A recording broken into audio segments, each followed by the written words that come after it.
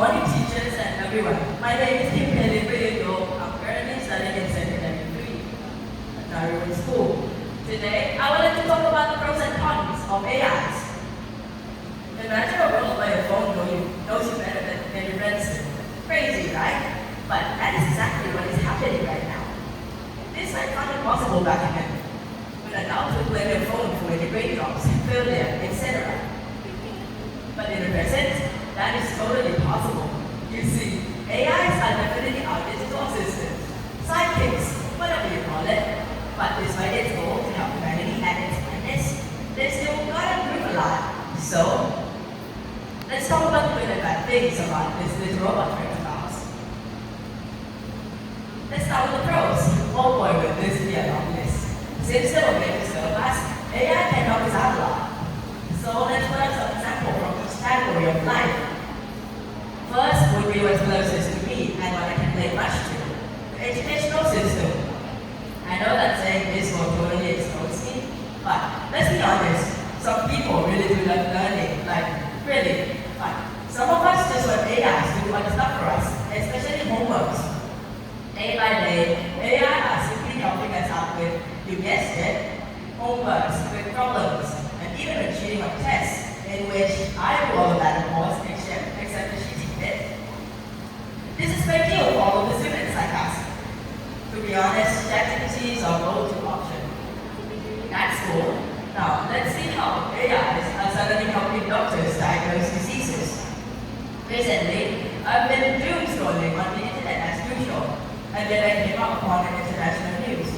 Turns out, AI has been helping doctors spot breast cancers that are really hard to detect and way earlier than expected. Which is a good thing considering how the detection can be really scary for a lot of women.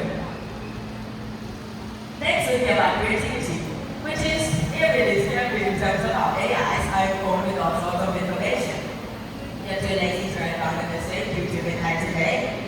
You can just write down the topic you're assigned to and let them write it out for you.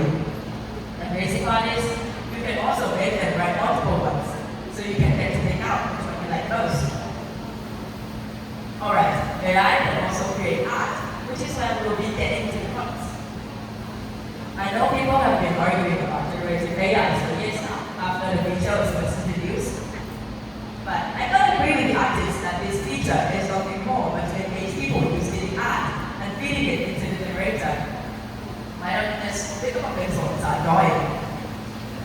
But of course, those AI users would argue back and say that it is a waste of time since you cannot have art in a single click of a mouse. Agree to disagree, but personally, I believe that these arts are pretty much soulless. And part of AIs is that they cannot operate on their own without having a human control it or telling them what to do, since they were made to serve us.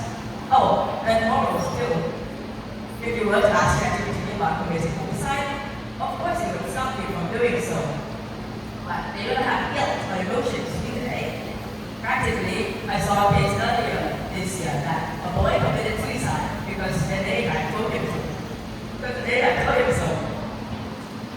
Ultimately, the cons of AI is that they cannot operate without having a human controlling and telling them what to do.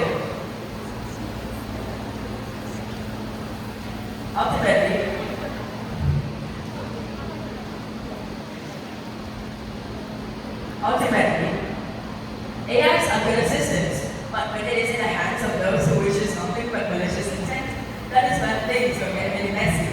So let's hope for the best that these robots will be stealing our jobs in the future. Thank you for listening.